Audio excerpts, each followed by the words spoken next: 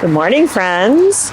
It is Friday. I apologize for missing some uploads. It's been a very busy week with lots of doctor's appointments and things like that. I am back out at New Farm today.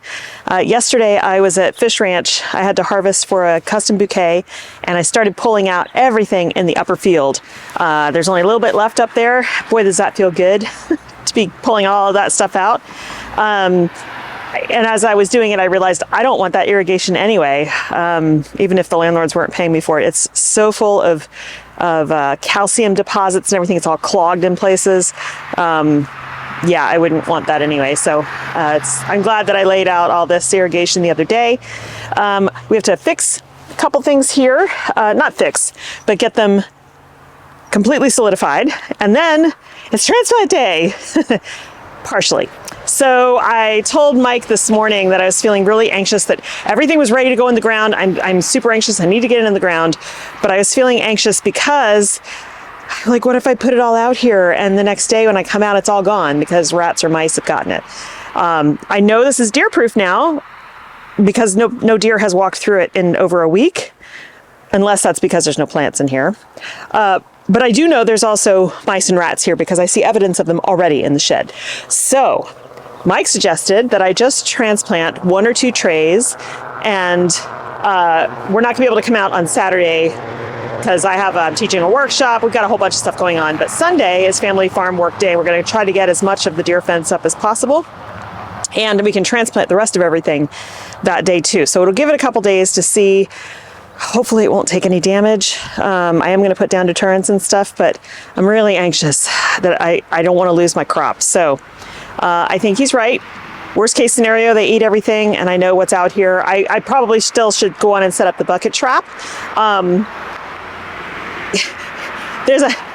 of two minds. You know, you set up the bucket trap and they're drawn to it because it has bait in it. So I don't necessarily want to put it in the middle of my field. So I think I'm going to put it right outside so that they come and get into that and not into the field. Anyway.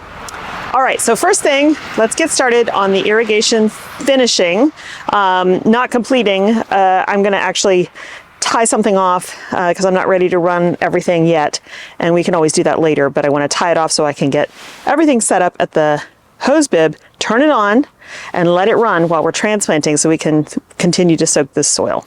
All right, let's get started. It was really cold last night. Our normal temperatures this time of year is like in the mid to upper 40s at night, Fahrenheit.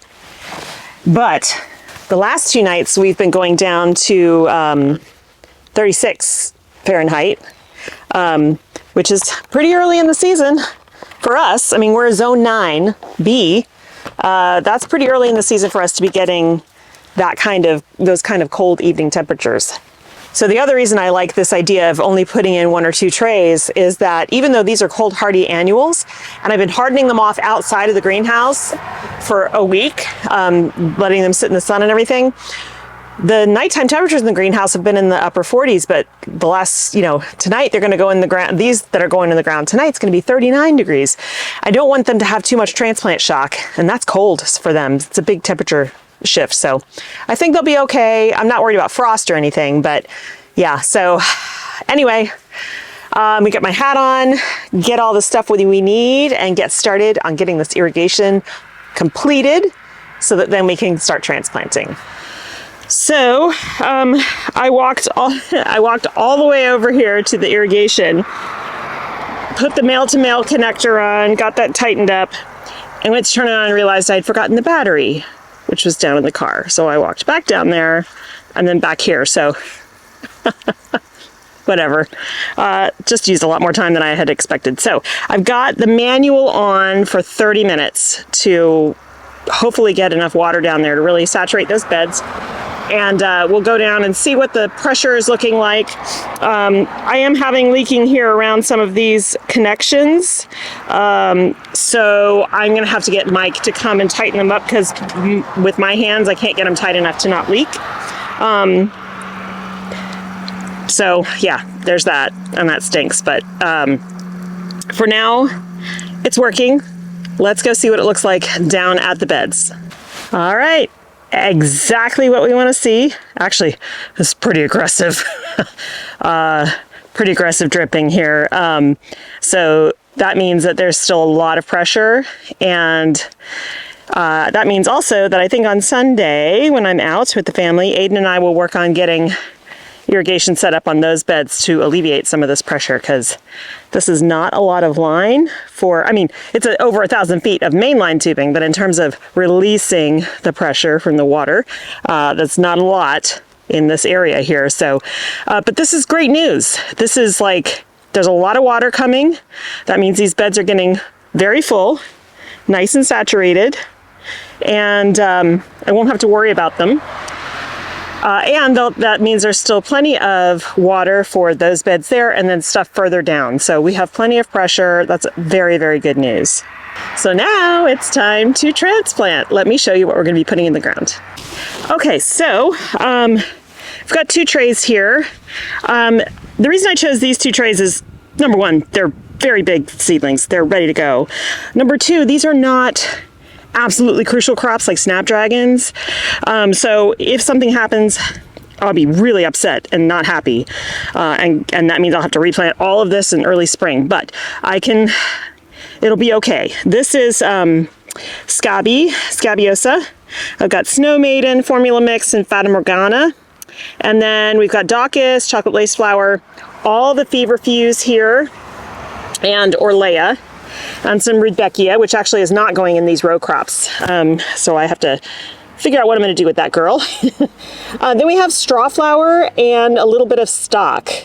And so they're nice, beefy seedlings. They look fantastic, and we're going to go on and get these guys in. I think I'm going to put them in this row here because I kind of hope to use those 2 rows, maybe part of this one too, for ranunculus. I have so many ranunculus. So the rest, and then I have to have, like, snapdragons is probably going to be an entire row, so I want to make sure that I have enough space. And of course we have all those rows back there too. I'm also thinking that I'm actually, because I have the space at home, I think I'm going to just grow the tulips at home. They will all be done and come out of the ground well before I need to plant for summer crops. So, and they also won't take up the whole garden. And that way I can keep a really close eye on them, make sure nothing's digging them up. I might still put some in crates, but I think I have one 4x4 raised bed that has never had tulips in it before, so I think I'll use that one. The other 3 raised beds have had tulips over the last couple of years, and I rotate. You really shouldn't grow tulips in the same spot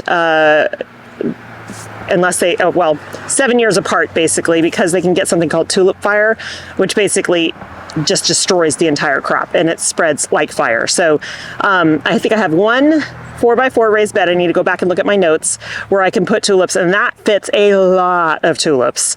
And then I have those crates, and I also have the row crops out there. They'll be less protected from the rodents though.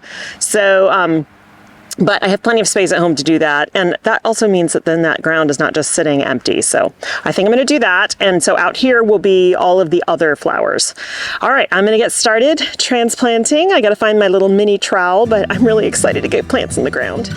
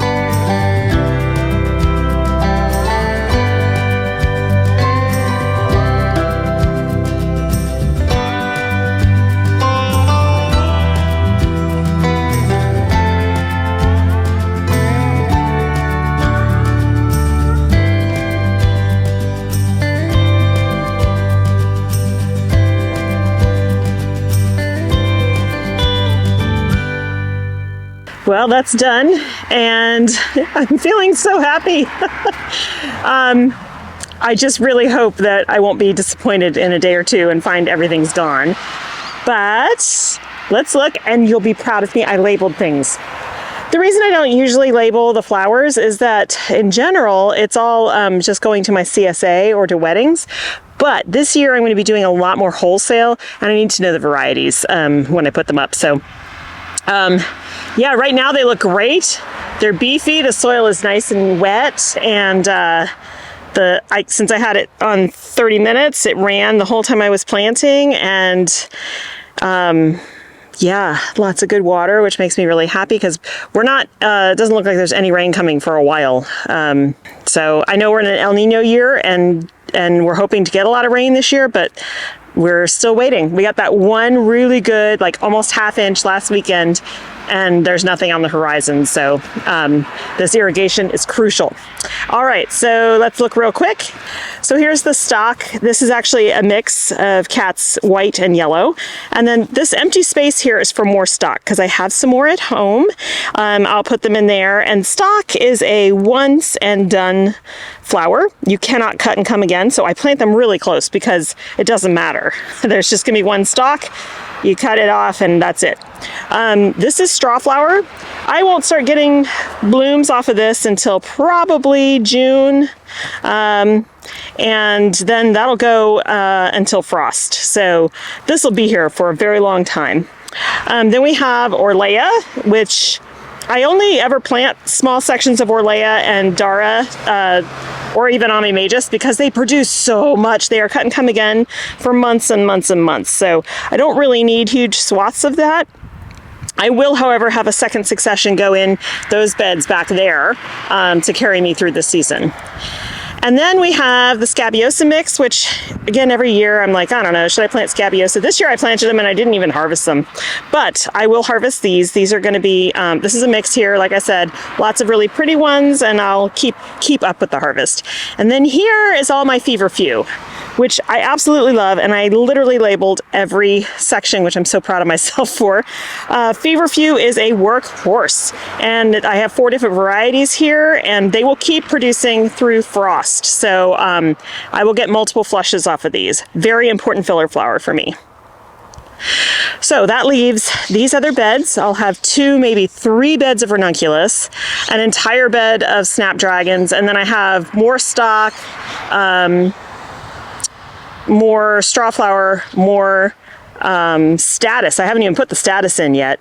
Maybe I'll put status in that back corner back there because I have some space, and you know, status, I can use a small patch and it will just explode all year long. This Rudbeckia here I haven't planted yet. That's actually probably going to go on the hill there with all the flags, because that's going to be like a wildflower hill. So that's not even close to being set up yet. So I will bring out some 4-inch pots or 6-inch pots and go on and get those guys potted up because they can't stay in those soil blocks forever. And then they can hang out until I'm ready to put them in the ground.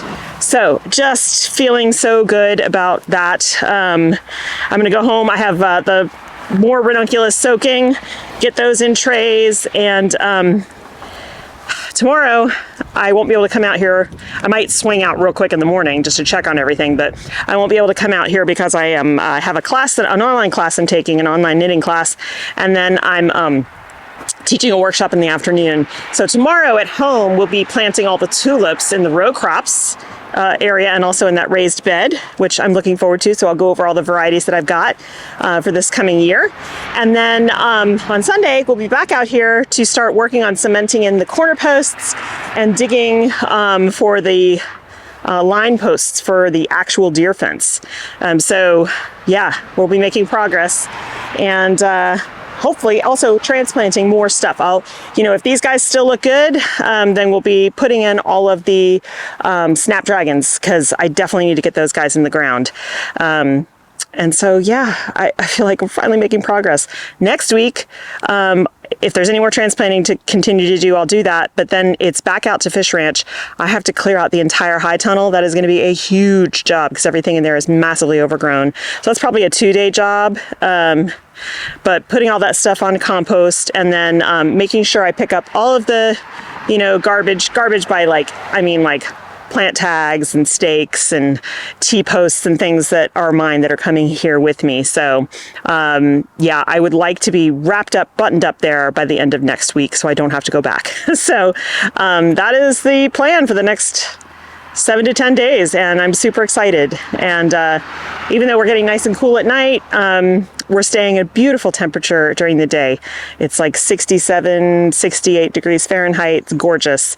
Perfect weather to be working at the farm. So thanks so much for hanging out with me today, you guys. I hope you have a wonderful time in your garden, and I will see you in the next one. Bye.